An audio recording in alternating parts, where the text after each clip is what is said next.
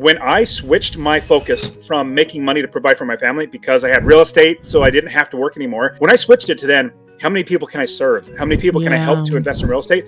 I started becoming more fulfilled in my life. And the Bible says that God opposes the proud, but gives grace to the humble.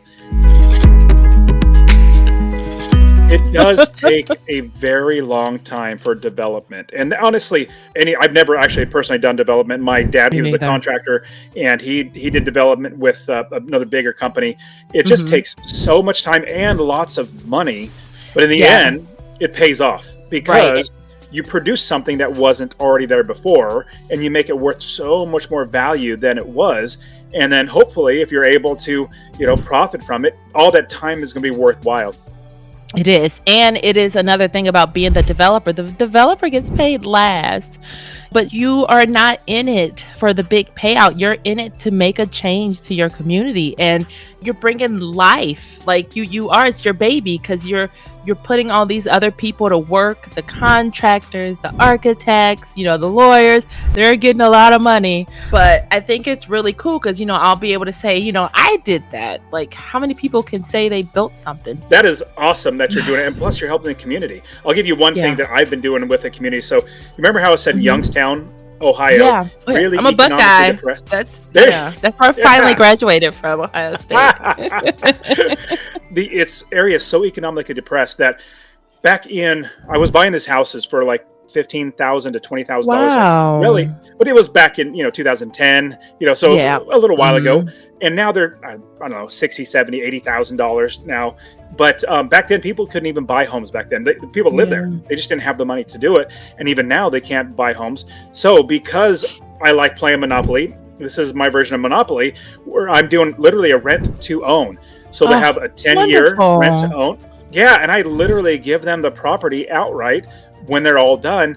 And I'll be completely honest to say, I probably wouldn't want to own these properties. I would want to transition into, bigger properties or more expensive properties. But the great thing is, it gives people a home to live in permanently, and it brings up the community. Because when you have somebody that owns and they take value in the thing that they own, they're going to make sure it is nice and kept up, not like a rental. So above all, like if we can help, and you said this just a little bit ago, if we can help people, you had brought the idea that we're in the people business. You're 100% right. Real estate is not about properties, even though that's a product of it.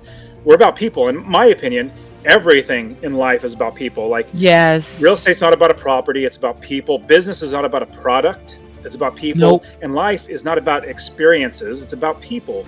The more people that you can help in this life, the better that your life and their lives get. And honestly, I'll be completely honest, Crystal, like when I switched my focus from making money to provide for my family because I had real estate, so I didn't have to work anymore. When I switched it to then, how many people can I serve? How many people can I help to invest in real estate? I started becoming more fulfilled in my life. And the great thing that I found inside of real estate investing, it's got me to where I had enough money to be able to afford the thing. Well, let me give the 4 legacies that I think everybody needs to have in their life. Number 1, the money legacy, to be able to buy, afford whatever they want. Next one is a time legacy, because money leads into time. Then the time legacy, you have time to go and do whatever you want. Then that time leads into relationships.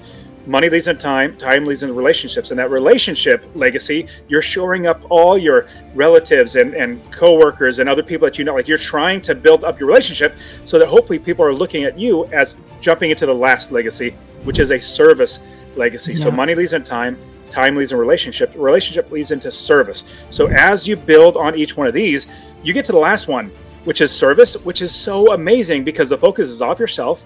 I know I read the Bible. The Bible says that God opposes the proud, but gives grace to the humble. And so if I'm arrogant and prideful, thinking that I'm all, everything, well, God opposes me. And I don't want that. I want God to actually be for me. But he says he gives grace to the humble. So those who reach the service stage, hopefully they're not arrogant. More than likely, if they get there and they're serving people, the arrogance is kind of brought out of them because they are now realizing that it's about other people. Stop focusing on yourself. Does that make sense?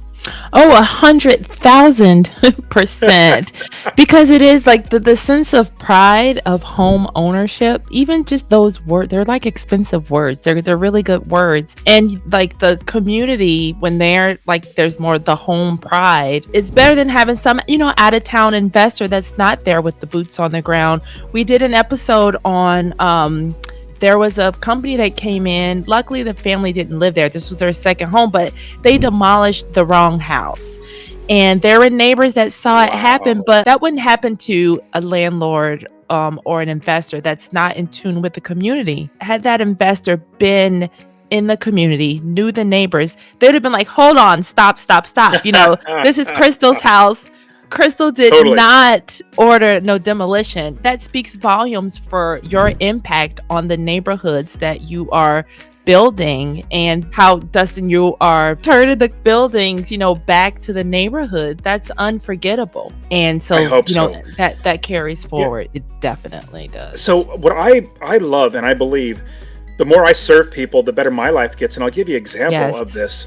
So when I sell this property, quote unquote sell, but like it's getting a tenant in there that's going to give me rent every single month. And then I'm going to give them the property when the whole 10 years is up. In the end, I'm telling them, treat me like the bank. I want you to have ownership. Like all you're doing is you're paying me, and I want you to feel like this is your property. If you want to paint the walls, if you want to add this or add that, like as long as it's raising the value, which usually everything they're going to do is going to raise the value, I want you to feel like it's yours. And in the end, it is yours. In fact, I think I've had 2 properties turn over, meaning actually gave them over to the new homeowners, and they are so ecstatic about that. I hope you enjoyed the video. Now, if you want to make passive income by investing in real estate or grow your investments to achieve financial freedom, well, consider joining the Real Estate Wealth Builders Mastermind with me. Now, in the mastermind, we have people that in as little as 18 months have bought enough properties, 12 rental properties, to make money for them passively for financial freedom, and you can too. It's not about having a lot of money to invest. It's about having access to the right information, the right community of people, and the right coaching. So if you're interested in joining, I want you to check the link in the description and join us so that you become financially free by investing in real estate.